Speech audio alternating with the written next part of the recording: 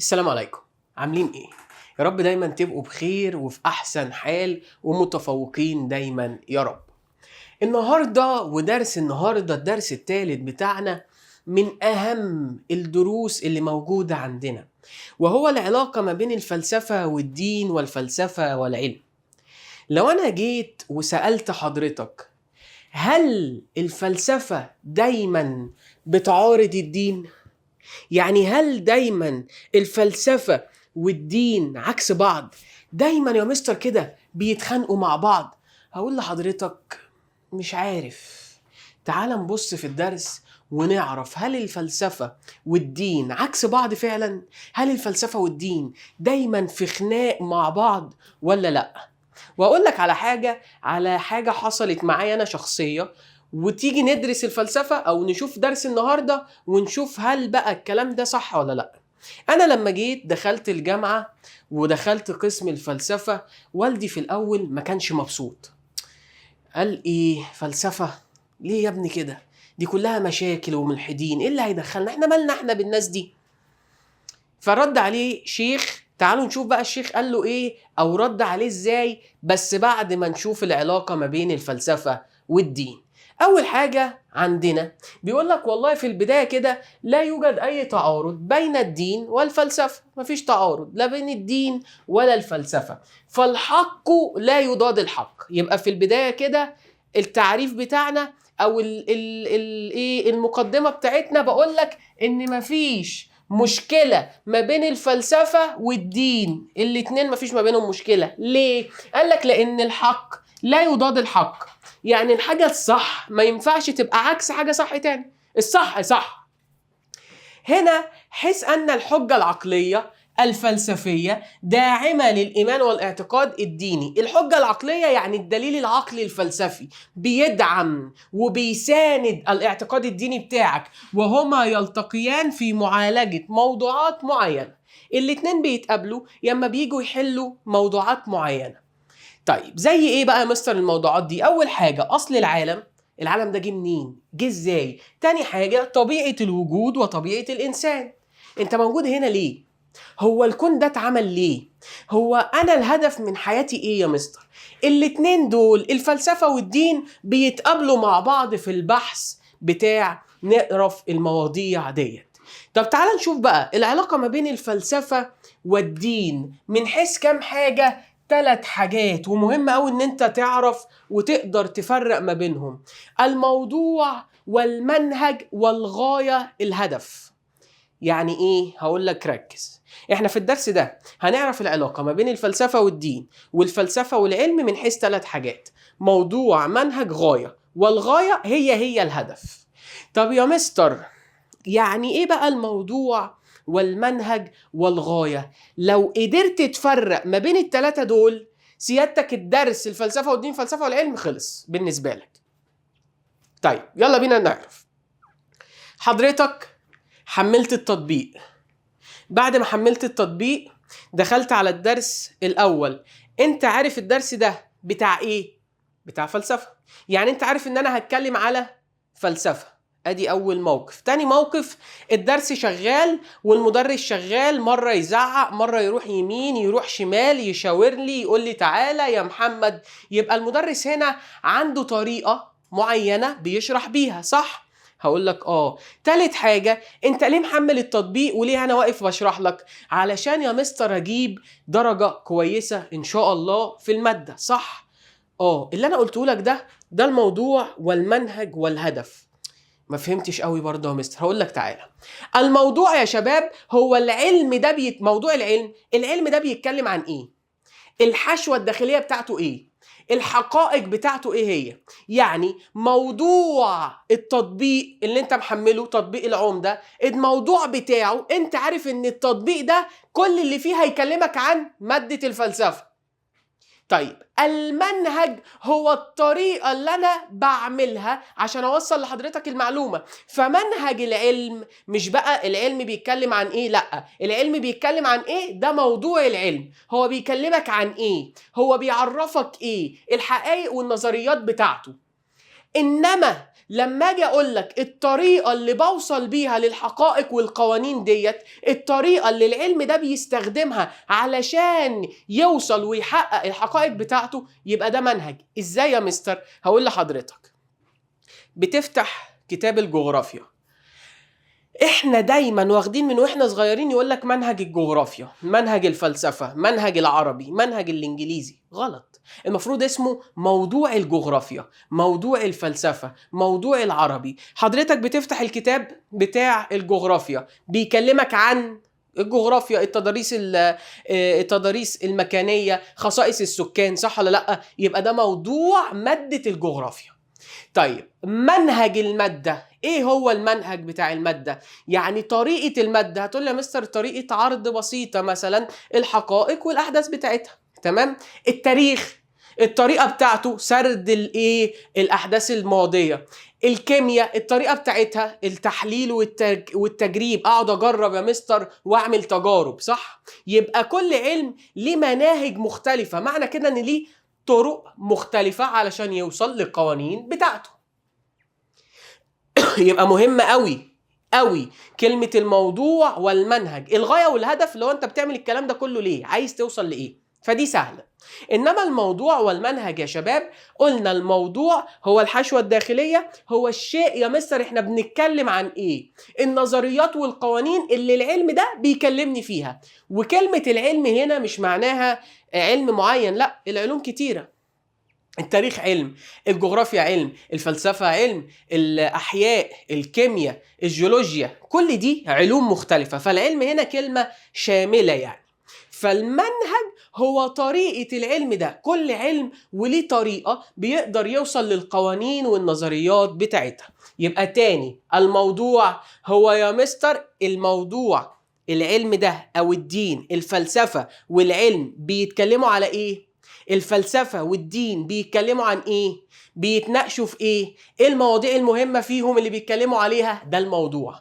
طب طريقة الفلسفة في ان هي تجيب المعلومات بتاعتها، وطريقة الدين في ان هو يجيب المعلومات بتاعته، ده المنهج. الغاية والهدف، ده عايز يوصل لإيه وده عايز يوصل لإيه.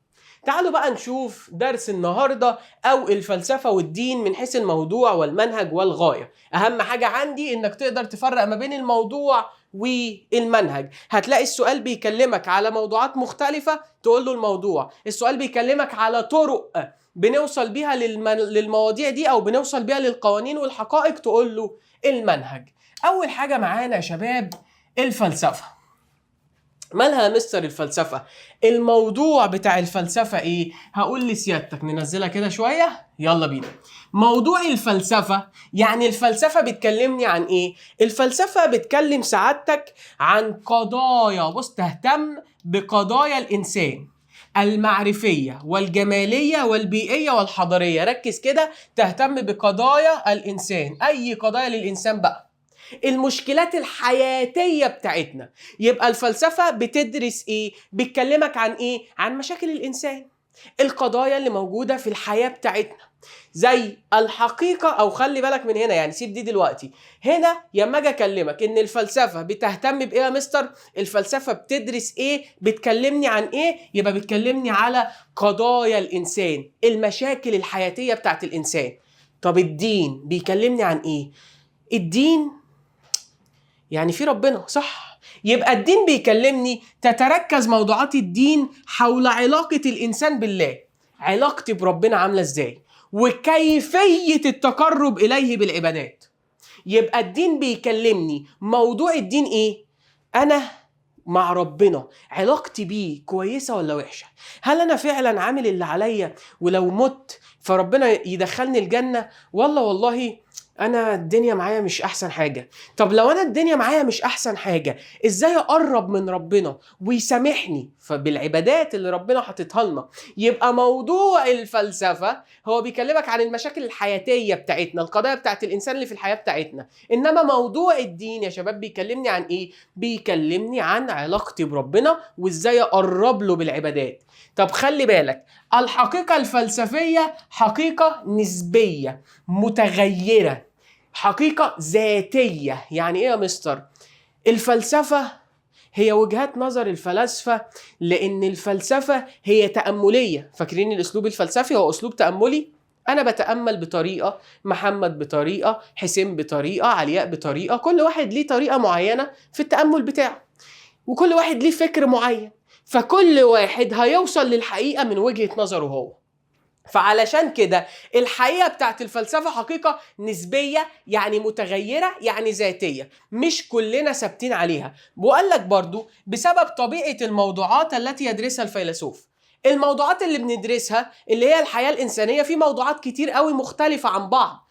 يعني أنا والله البيئة، طب الأخلاق البيئية، أنا شايف إن أخلاق البيئة مثلا إن أنا أهتم بالحيوانات. واحد تاني قال لك لا، تبقى أخلاق الأرض. واحد تاني قال لك لا والله أخلاق المستقبل. يبقى هنا يا شباب احنا بنتكلم على ايه؟ الموضوعات مختلفة، فكل واحد هيبقى ليه رأي مختلف. تاني حاجة اهو اختلاف وجهات نظر الفلاسفة حول الموضوع، اختلاف الموضوع ذات نفسه، كل واحد ليه وجهة نظر مختلفة. طب يا مستر انا عرفت ان كده الفلسفة بتكلمني اللي هو موضوعها عن القضايا الحياتية بتاعت الإنسان، والحقيقة بتاعتها نسبية مختلفة متغيرة من شخص للتاني، والدين بيكلمني عن علاقة الإنسان بربنا وإزاي قرب له.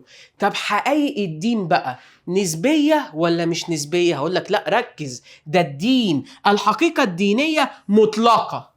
يعني ايه مطلقة؟ يعني ثابتة. يعني ايه؟ عندنا كام صلاة؟ 5 صلوات صح؟ ممكن نخليهم يعني بص 3. هو اشمعنى الظهر 4 والعصر 4 والمغرب 3 ركعات والعشاء 4 ركعات؟ ما نخليهم كلهم 3. هقول لك ايه؟ فوق، هي الصلاة نزلت كده، احنا والله هو ده الدين عندنا. طب ليه يا مستر حقائق الدين ثابتة؟ لان مصدرها الهي سماوي، ربنا اللي منزل الكلام ده. انت هتهزر؟ هو ده واحد صاحبك انت بتكلمه بتناقشه؟ لا، ده في الفلسفة كل واحد ليه وجهة نظر مختلفة، اوكي، كل واحد بيدرس موضوع مختلف، تمام. انما الحقائق الدينية ربنا اللي منزلها، هي ثابتة، هي زي ما هي، ربنا اللي حاطط ده، فاحنا ايه؟ هنفضل بنمشي عليها، تمام. يبقى هنا الحقيقة الدينية مطلقة. يعني ايه مطلقة؟ يعني ثابتة.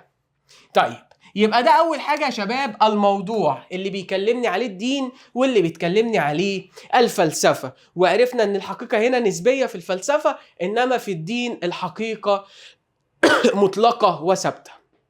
نيجي بقى من حيث المنهج. يعني ايه المنهج؟ يعني الطريقة مهمة قوي. انت وانت بتقرأ السؤال تركز، هل ده حاجة الدين بيكلمني عليها، ولا ده الطريقة اللي بوصل بيها؟ فهنا لازم أركز جدا. طيب نيجي بقى للطريقة اللي هو المنهج. المنهج ماله يا مستر؟ طريقة الفلسفة والدين مختلفة؟ هقول لك، هنشوف. الطريقة الفلسفية قائمة على ما يفكر به عقل الإنسان. الفلسفة دايما عقلي، تأملي، تحليلي. الأسلوب الفلسفي دايما هي طريقتها ومنهجها إن هي بتعمل إيه؟ هي بتشغل دماغها. أنا بفكر بعقلي، أنا مش هصدق. بص كده، العقل يحتل المكانة الصدارة أو مكان الصدارة لتجنب المسلمات الغامضة. العقل دايما هو رقم 1. أنا مش هصدق أي حاجة إلا لما تجيب لي عليها دليل عقلي. ببساطة بس عشان تبقى فاهم، هات لي الدليل على كلامك أصدقك، غير كده أنا مش مصدق حاجة. فالمنهج، الطريقة هنا هو طريقة عقلية. معلش ايه الخط وكمان الدنيا بطيئة هنا شوية، فهنقدر ان احنا ايه، بس احنا بنشخبط مع بعض، انما الملزمة معاك تقدر ان انت تذاكر منها كويس. يبقى هنا يا شباب الفلسفة تعتمد على الطريقة العقلية. العقل رقم 1، مش هصدق اي حاجة الا لما تجيب لي عليها دليل عقلي. طب الدين قال لك لا، يقوم على الإيمان بالعقيدة الدينية التي مصدرها إلهي، ما نزل من الله عن طريق الوحي إلى الرسل والأنبياء. المفكر الديني زي الفيلسوف هنعرف فيه. بس يعني يا مستر اللي انت لسه قايله ده؟ أنا بعرف أقرأ على فكرة، أنا عايز أعرف المعنى. معنى الكلام ده إن منهج الدين يا شباب هو قائم على الإيمان المطلق. يعني إيه الإيمان المطلق؟ ربنا قال لي صلي، فأكيد الصلاة دي ليها سبب، فأنا هصلي. ربنا قال لي اعمل خير، أكيد ربنا عنده حكمة في إن أنا أعمل الخير، فأنا هعمل الخير. أنا هنا بسلم بالحقائق الإيمانية والحقائق الدينية زي ما هي، زي ما بصدقها هي زي ما هي. يبقى هنا المنهج مختلف والموضوع كمان مختلف. الفلسفة قلنا موضوعها قضايا الإنسان، القضايا الحياتية، إنما الدين علاقة الإنسان بربنا وإزاي أقرب له. المنهج، الطريقة، الفلسفة بتعتمد على العقل يا مستر، وبتبتدي ان هي عايزة أدلة على كل حاجة، انما الدين بيؤمن بالحقائق الدينية. بس خلي بالك بقى، الفيلسوف زي رجل الدين، الفيلسوف زي الشيخ او زي الاب في الكنيسة. طب ازاي يا مستر؟ قالك علشان الاتنين بيستخدموا مخهم. الاتنين انا بؤمن وببقى مآمن للحقائق الدينية زي ما هي نازلة، ولكن برضو بستخدم مخي فيها. يبقى الفيلسوف زي رجل الدين. ازاي يا مستر؟ او المفكر الديني يستخدم المنطق في العقل، في الفهم والتأويل والرد على الخصوم. الفيلسوف ورجل الدين بيستخدموا العقل، صح؟ ورجل الدين بيستخدم العقل في ايه؟ بيستخدمه ان هو يأول. احنا عندنا في الإسلام الفقه. ايه هو الفقه ده؟ والتفسير، ان انا بفسر القرآن والأحكام بتاعته، صح ولا لأ؟ طيب ما هو ده معتمد على ايه؟ معتمد على العقل وفهمك عشان تفهم الناس، صح؟ وهتلاقي برضو كذلك في الكنيسة الأب هو عارف، هو أدرى بالكتاب المقدس، فيبتدي يفهم الشباب بقى، أو يفهم الناس. فالمفكر الفلسفي ورجل الدين الاتنين بيستخدموا عقلهم. احنا بنؤمن بالحقائق الدينية زي ما هي، ولكن أنا برضو بستخدم عقلي عشان أفهم الحقيقة دي، وكمان أرد على الخصوم بتوعي. طب معنى كده بقى يا مستر، ثانية واحدة، احنا لما خدنا الموضوع بتاع الفلسفة لقيناه مختلف عن موضوع الدين، ولما خدنا منهج الفلسفة لقيناه مختلف عن منهج الدين. أكيد بقى الغاية والهدف هتبقى مختلفة. هقول لسعادتك تعالى نشوف مع بعض. الغاية اللي هي الهدف، الغاية هي الهدف. قال لك ايه؟ بص المفاجأة، يتحد الدين والفلسفة في هدف مشترك وهو إدراك الحقيقة. ايه رأيك بقى في المفاجأة دي؟ برغم ان الموضوع مختلف والمنهج مختلف، انما الاتنين عايزين يوصلوا لحقيقة مشتركة. الاتنين عايزين يوصلوا للحقيقة، عايزين نوصل للحقيقة، عايزين نفهم الكون ده جه ازاي. فالدين بيوصل لك ان الكون جه من ربنا اللي عامله. الفلسفة عايزاك تؤمن ان الكون جه من ربنا، وربنا اللي خلقه من خلال الأدلة. ده الفرق. انما الاتنين عايزين يوصلوا للحقيقة. يبقى يتحد الدين والفلسفة في ايه؟ في ادراك الحقيقة. خلي بالك بقى هنا التوفيق بين الفلسفة والدين. يعني تعالى اجيب لك ادلة ان الفلسفة والدين الاتنين متفقين مع بعض، الاتنين ما عندهمش مشاكل مع بعض. ايه هي؟ اولا يا سيدي، اولا يا بابا، ان لا الدين رافض كل الفلسفات ولا الفلسفة واخدة موقف عدائي من الدين.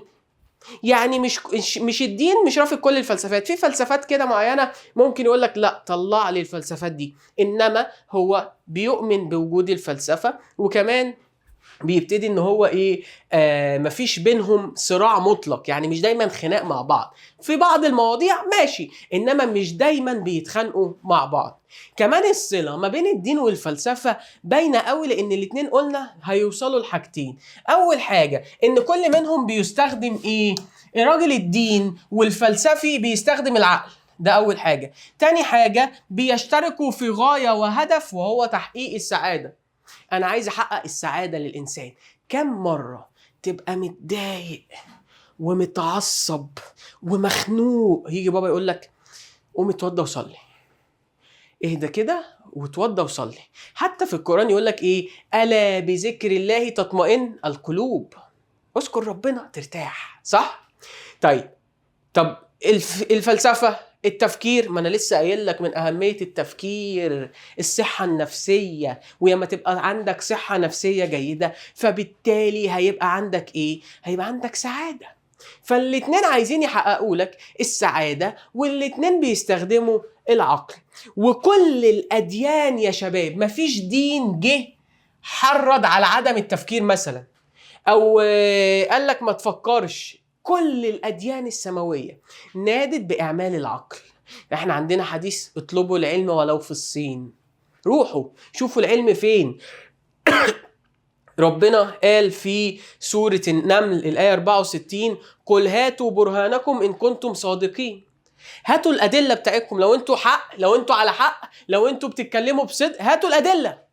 يبقى هنا احنا قلنا ان الدين والفلسفة مفيش بينهم صراع مطلق، مش دايما ضد بعض، وكمان مش في كل المواضيع هم ضد بعض، دي بعض المواضيع الايه البسيطة. طيب هنا دي النماذج للتوفيق ما بين الفلسفة والدين. هناخد مثال على ابن رشد. ماله بقى ابن رشد؟ قال لك والله كان عامل كتاب اسمه فصل المقال بين الحكمة والشريعة من الاتصال. احفظ يا مستر الاسم؟ لا، انا عايزك تبقى عارف، او تبقى عارف ان كتاب ابن رشد اسمه فصل المقال، على انه ايه بقى؟ لا تعارض بينهما على الاطلاق. قال لك والله بص، مفيش مشكلة تماما ما بين الدين والفلسفة خالص. طب ازاي؟ قال لك والله هدف كل منهما الوصول للحقيقة، لسه عايدين اللي فوق تاني. الدين الإسلامي حث المسلمين على التفكير في أمور الحياة والوجود، وهو ما تسعى إليه الفلسفة أيضا. والله الدين قال لك فكر، الدين قال لك تدبر، الدين ما سبكش كده في الحياة وخلاص، قال لك لا، شغل مخك. ده نفس اللي عايزاه الفلسفة.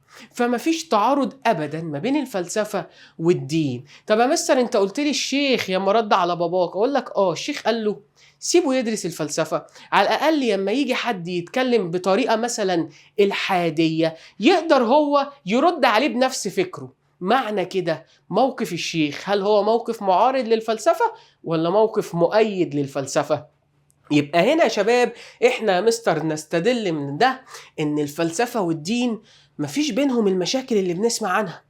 ممكن في بعض الامور، ممكن في بعض وجهات النظر في مشكلة، طبعا في مشكلة، والدين ما يقبلهاش واي حد مؤمن ما يقبلهاش، اوكي. انما في كل الامور، في كل الفلسفات، الدين يا مستر مش عايزنا اشغل مخي؟ غلط، عمر الدين ما دعاك لكده. يبقى اهم حاجة عندي ان انت تبقى عارف موضوع الفلسفة والدين والمنهج والغاية. قلنا الغاية اللي هي الهدف، الاتنين بيشتركوا في غاية واحدة، تحقيق السعادة وادراك الحقيقة. الموضوع يعني بيكلمني عن ايه؟ الفلسفة بتكلمك عن قضايا الإنسان، تمام كده، إنما الدين بيكلمك على علاقة الإنسان بربه. الفلسفة المنهج بتاعها عقلي، مش هصدق أي حاجة إلا لما تجيب لي أدلة عقلية، إنما الدين بيؤمن بالحاجة زي ما هي، وقلنا الاتنين بيتحدوا في غاية واحدة. نيجي بقى نفس الكلام ما بين الفلسفة والعلم. إحنا هنا الدرس ده لو احنا مركزين في الدرس اللي فات اللي هو العلاقة او اساليب التفكير الانساني، هيبقى بالنسبة لنا سهل من حيث الموضوع. يعني الفلسفة بتكلمني في ايه؟ بتكلمك في حاجات كلية معنوية مجردة. اي حاجة كلية، علم العلوم علم بيدرس كل حاجة، حاجات معنوية مش موجودة، مش قادر امسكها، زي مثلا الخير، الشر، الحب، الكره، دي حاجات معنوية، حاجات مجردة، تمام. يبقى هنا تتناول موضوعات كلية مجردة من المادة، ذات طابع عام وليس طابع فردي. يبقى الفلسفة ركز، علشان كده اول حاجة قلتها لك ايه؟ قلت لك ان هي كلية، ان الفلسفة ليها طابع كلي، بتدرس كل حاجة، ما بتدرس حاجات جزئية، وكمان معنوي ومجردة، حاجات معنوية حاجات مجردة. العلم لا، جزئي. العلم بيدرس حاجات جزئية، زي ما خدنا المثال بتاع كورونا. انا ماليش دعوه كورونا اثرت ازاي في المجتمع والاقتصاد والناس والسوشيال ميديا، وماليش دعوه، انا ليه دعوه بالمرض ذات نفسه، فجزئي. غاني حاجه مادي حسي، بيدرس الاشياء الماديه الحسيه اللي موجوده اوريدي في ارض الواقع بتاعي عشان اقدر الاحظ واجرب. لان المنهج والطريقه، الفلسفه ليه يا مستر بتدرس الكل المعنوي المجرد؟ لان منهجها هو منهج تاملي عقلي، وانت بعقلك تسرح في اي حاجه، تفكر في اي حاجه. انما منهج، تعالى بقى كده ايه منهج العلم، قال لك لا، هو بيعتمد على الملاحظه والتجريب. اهو منهج هنا بتاع الفلسفه عقلي تاملي تحليلي، بمسك كل حاجه بعقلي، عمالين نعيد اهو، بفسرها، فعندي وجهات نظر مختلفه، كل واحد ليه وجهه نظر مختلفه عن التاني. العلم ما عندوش كده، العلم صح. العلم قال لك ايه؟ لا، المنهج بتاعه هو حسي تجريبي. يعني ايه حسي تجريبي؟ يعني انا والله بشوف المشكلة فين في أرض الواقع وأقعد أجرب لحد ما أدي الحلول. يعتمد على المشاهدة والملاحظة، فرض الفروض اللي هو يقول احتمالات، والتحقق من الفروض الاحتمالات اللي هو قالها تجريبيا للوصول إلى القانون العلمي. هو ده منهج العلم. إن أنا عندي مشكلة، كورونا أول ما ظهرت مش عارفين ده برد ولا ده إيه ولا مش فاهمين، فهو العلم قاعد يبص في الحالات اللي مصابة بكورونا، العلم قاعد يبص كده ويركز، قاعد يبتدي ان هو يحل المشكلة فين. هو الموضوع موجود هنا ولا هنا؟ طيب المشكلة في الجهاز التنفسي ولا فين؟ قعد يلاحظ ويجرب، قال لك في الجهاز التنفسي، يبقى تعالى نديله أدوية البرد، بيجرب لحد ما وصل للقانون. يبقى المنهج بتاع الفلسفة والعلم، منهج الفلسفة يا شباب تأملي عقلي، بيدرس الحاجات المعنوية المجردة، فبالتالي هيستخدم العقل والتأمل. إنما منهج العلم ماله يا مستر؟ هو مادي حسي، منهج تجريبي قايم على الملاحظة والتجربة. طيب الهدف، يعني الغاية، الهدف بقى بتاع الفلسفة والعلم. قال لك الفلسفة، أنا قلتها لكم في الدرس الثاني عشان كده قعدت أركز في الأسلوبين دول. الفلسفة الهدف بتاعها العلل البعيدة، المبادئ الأولى والأسباب غير المباشرة. يعني ايه يا مستر؟ قال لك والله العلل البعيدة، الاسباب، انت البرد بتاعك خدته ليه؟ من المروحة كانت شغالة ليه؟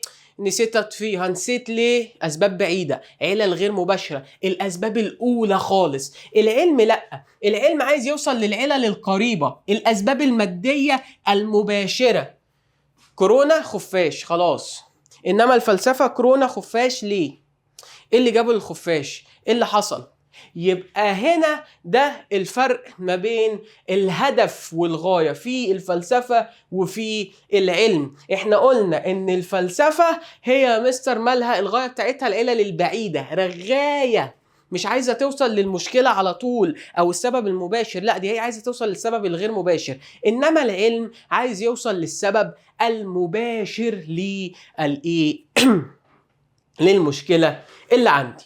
طيب نيجي في طبيعة الحكم. يعني ايه يا مستر طبيعة الحكم؟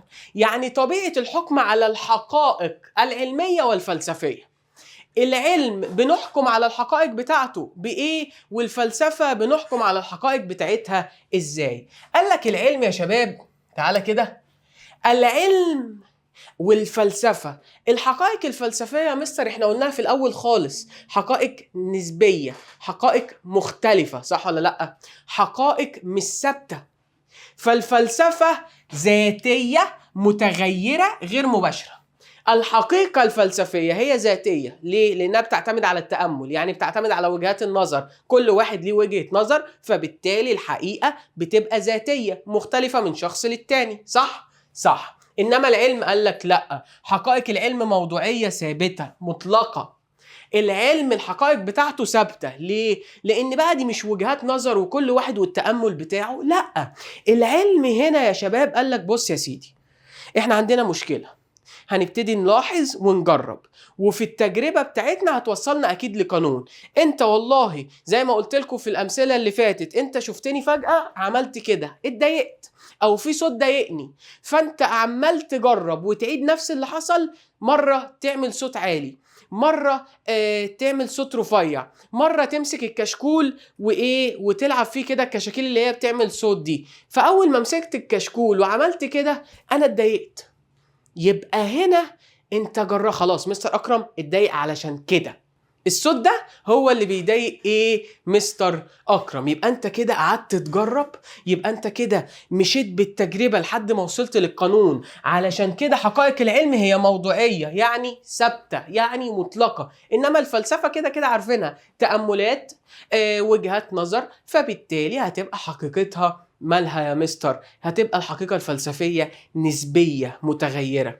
خلي بالك، قالك هنا تعالوا طلعها لكم فوق شوية. قالك والله في اختلاف ما بين الفلسفة والعلم في الغاية والهدف، مش زي الدين بقى. الفلسفة والعلم هنا الغاية اللي هي الهدف مختلفة. في الدين الاتنين عايزين يوصلوا لتحقيق السعادة بتاعت الإنسان، وكمان عايزين إن هم يدركوا الحقيقة. إنما هنا الفلسفة عايزة العلل البعيدة، الأسباب الغير مباشرة، والعلم عايز الأسباب المباشرة القريبة. في اختلاف ما بينهم. طب معنى كده يا مستر إن الفلسفة والعلم دول بقى اللي دايما بيتخانقوا مع بعض؟ دول بقى اللي دايما في مشكلة ما بينهم؟ هقول لك لا. اي سؤال يقول لك العلاقة ما بين الفلسفة والدين او الفلسفة والعلم، الفلسفة والدين علاقة توافق، الاتنين متوافقين عادي جدا. الفلسفة والعلم علاقة تكامل، يعني ايه؟ بيكملوا بعض. الفلسفة بتكمل الدين، الفلسفة الفلسفة بتكمل العلم مش الدين. هنا احنا لو جينا بصينا، بص كده في اللي قاله لك ده، لولا النظرية ما جاءت التجربة. يعني ايه؟ لولا ان عباس بن فرناس قعد يتخيل بدماغه كده انه عايز يطير، وجاب جناحات ووقف من فوق المأذنة ونط، وفي ناس بتقول لك لا ده كان من فوق جبل ونط. لولا النظرية اللي جت في دماغه دي ما كناش وصلنا النهاردة للطيارات والتجارب اللي قعدت تتعمل بناء على التجربة اللي عملها، وقعدنا نعدل فيها عشان نوصل للي احنا فيه. فمعنى كده يا شباب ان النظرية بتيجي الاول، زي ما هناخد بعدين ان في تعريف من تعريفات الفلسفة هي العلم الكلي، علم العلوم اللي بيدرس كل حاجة، اللي انشق منه بقية العلوم. فالفلسفة والنظرية بتيجي الاول، بعد كده العلم بيجي يكملها يخليها على ارض الواقع. لولا جراهام بيل وهو قاعد انا عايز اطمن على حد بعيد عني، بدل ما هعمل جوابات والجواب يروح في 3-4 ايام والرد يجي لي في 3-4 ايام، اسبوع طار علشان اقول له ازيك عامل ايه يقول لي كويس بخير، اسبوع. طب ليه ما اعملش حاجه كده تخليني اول ما اساله يرد عليا؟ فالنظريه هي اللي جابت التجارب، هي اللي خلت ان في تليفونات. يبقى هنا العلاقة ما بين الفلسفة والعلم هي علاقة تكامل. أسئلة العلاقة هيجي يديك 3 علاقات وحشة وعلاقة كويسة، هي العلاقة كويسة هتلاقيها يا تكامل يا توافق. يبقى هنا يا شباب يتضح مما سبق ان بين الفلسفة والعلم اختلاف، في اختلاف ما بين الموضوع والمنهج والغاية والهدف وكمان الحقيقة، بس الاتنين مفيش خلاف. في اختلاف في المواضيع بتاعتهم والطرق بتاعتهم، انما مفيش خلاف بينهم، مش ضد بعض، مش بيتخانقوا مع بعض، لا ده دول بيكملوا بعض. اوكي، ودي امثله والاثباتات بتاعتها. اللي هو هنا مثلا لما نيجي نقول افلاطون، ماله افلاطون؟ يميل الى الهندسه واعتبر الرياضيات اساس التفلسف، ومن المعروف انه كتب على باب الاكاديميه بتاعته من لم يكن مهندسا فلا يدخل علينا. اللي ملوش في الهندسه ما يخشش علينا يا سيدي. ايه ده مستر؟ هو مش افلاطون ده بتاع الفلسفه اصلا؟ ده افلاطون ده فيلسوف، واحنا نعتبر بنمشي في بعض نظرياته لحد دلوقتي. اقول لك بس بص هو مهتم قد ايه بالعلم. بص هو العلم بالنسبه له حاجه مهمه ازاي. يبقى هنا الاتنين دايما يا شباب بيكملوا بعض. تمام. طب يا مستر تعالى نحل. هقول لك تعالى نحل كام سؤال كده مع بعض علشان نخش على طول في الدرس الجديد، وانزل دوس عليه ونكمل. عايزك ايه؟ تجري كده على طول. اهم حاجة في الفلسفة انك تبقى فاهم. انا بشرح لحضرتك، بص هتلاقيني مش ملتزم قوي بكل كلمة موجودة في الملزمة. ليه؟ عشان انا عايزك تبقى فاهم الاول. افهم بعدين احفظ. طيب يلا بينا، قلمك المهم معاك. من أقوال ديكارت أن اختلاف آرائنا لا ينشأ عن كون بعضنا أعقل من بعض. قال لك والله آرائنا مختلفة مش عشان أنا أعقل منك وأنت أعقل من محمد، لا، بل ينشأ عن كوننا نوجه أفكارنا بطريقتنا ولا نطالع الأشياء ذاتها. كل واحد ليه طريقة مختلفة بيوجه بيها فكره، وجهات نظر مختلفة، فبالتالي إيه اللي بيحصل؟ وكمان ما بنبصش على نفس الحاجات. فهنا المقولة السابقة تكشف. المقولة السابقة عن إيه؟ موضوعية العلم ولا ذاتية الفلسفة ولا جزئية العلم ولا كلية الفلسفة؟ هو هنا مستر بيكلمني إن إيه؟ اختلاف آرائنا، يعني آرائنا مختلفة، يعني الحقيقة مختلفة. معنى كده إن إحنا بنتكلم على ذاتية الفلسفة، إن الفلسفة ذاتية. طيب نيجي للسؤال الثاني. يقول الكندي أو الكندي بيقول لك إيه؟ الفلسفة لا تطلب معرفة الجزئيات كالعلم. الفلسفة مش عايزة تعرف الحاجات الجزئية زي العلم، لأن الفلسفة هي علم الأشياء. الفلسفة هي علم الأشياء على حقائقها أو بحقائقها، وهذه الحقائق حقائق كلية. توضح المقولة اختلاف الفلسفة عن العلم من حيث ايه؟ موضوع، منهج، هدف، طبيعة الحكم. هتيجي تقول لي هو هنا بيتكلم ان العلم ده بيكلمني عن الجزئيات والفلسفة بيتكلمني عن الكليات، صح؟ يبقى معنى كده يا مستر ان انا ده كلي وده جزئي، وانت فوق قلت لي اول حاجة الفلسفة كلي معنوي مجرد، يعني بيتكلمني عن الحاجات الكلية المعنوية المجردة، والعلم بيكلمني عن جزئي مادي حسي، يعني عن الأشياء الجزئية المادية الحسية. يبقى احنا هنا بنتكلم اختلاف الفلسفة والعلم من حيث، برافو، الموضوع. إنما المنهج بتاع الفلسفة عقلي تأملي تحليلي، هي إنما منهج العلم حسي تجريبي بجرب. يبقى هنا احنا بنتكلم عن الموضوع. رقم 3. تعالوا أطلعه لكم فوق شوية. يقول راسل، بيقول لك إيه بقى راسل؟ إن المعرفة الفلسفية لا تختلف عن المعرفة العلمية. المعرفة اللي هي الحقيقة أو المعلومات بتاعة الفلسفة ما بتختلفش عن المعلومات العلمية، فليس هناك ينبوع تختلف منه الفلسفة ولا يختلف منه العلم. يعني زي ما بقول لك إيه، مفيش حنفية كده الفلسفة بتاخد منها والعلم ما بياخدش منها. هنا نستنتج من ذلك اشتراك الفلسفة والعلم في إيه؟ كده الاتنين مشتركين في إيه؟ هل يا شباب مشتركين في الوصول إلى الأسباب المباشرة للأحداث، ولا الكشف عن حقائق الوجود، ولا الإدراك الكلي الشامل للموجودات، ولا تعميق الإيمان بالخالق الوجود؟ تعال نمسك واحدة واحدة. أنا لو جيت قلت لك الكشف عن الأسباب المباشرة ده العلم بس هو اللي بيعمل كده، الفلسفة أصلا عايزة الأسباب الغير مباشرة، يبقى غلط يا مستر. لو جيت قلت لك الإدراك الكلي الشامل للموجودات، دي الفلسفة بس هي اللي بتدرك كل حاجة وعايزة تعرف كل حاجة، العلم عايز ياخد الجزئيات، فغلط يا مستر.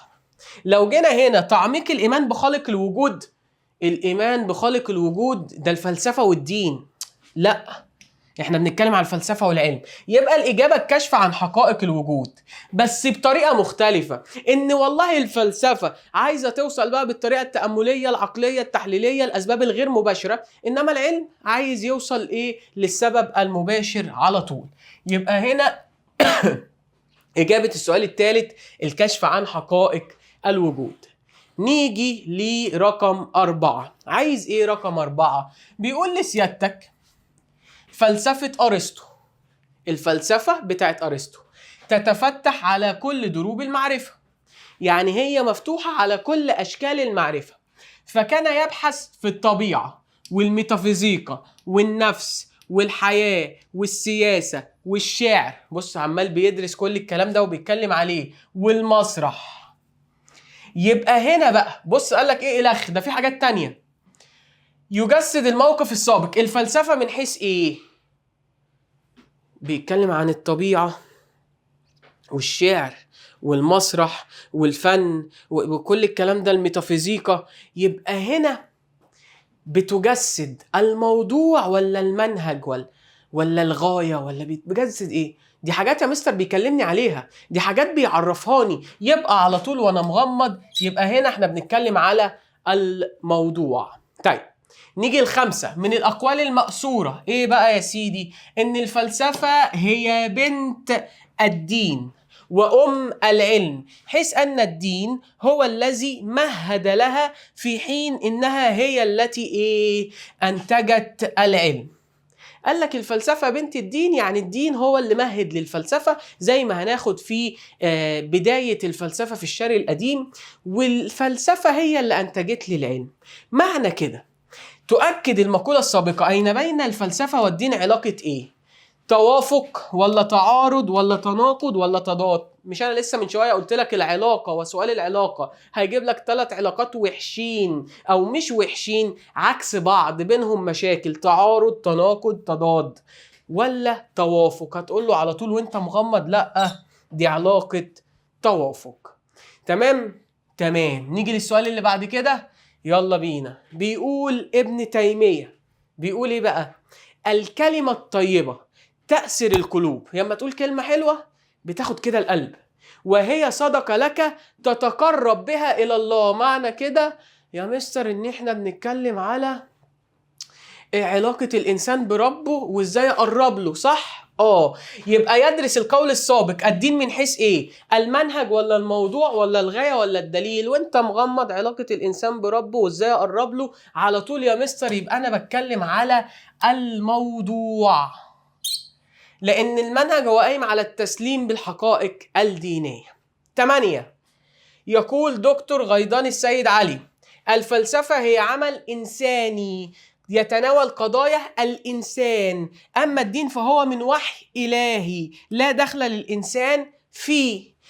هنا حقائق مطلقة ولا يملك إلا الطاعة.